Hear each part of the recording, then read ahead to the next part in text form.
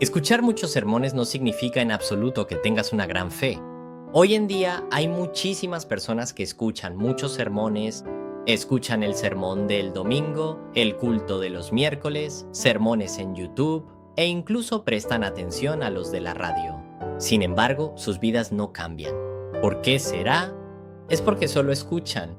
Si solo nos quedamos en escuchar la palabra, no sucede absolutamente nada. La Biblia nos lo dice claramente. Quien escucha y pone en práctica, si no hay acción, eso no es fe, sino simplemente una vida religiosa llena de esfuerzo. El sermón no existe para que nos emocionemos, sino para que vivamos conforme a él. Así que, si hoy ha escuchado el sermón, le bendigo para que al menos una cosa la grabe en su corazón y la ponga en práctica en su vida. Solo entonces el sermón y la palabra comenzarán a transformar su vida.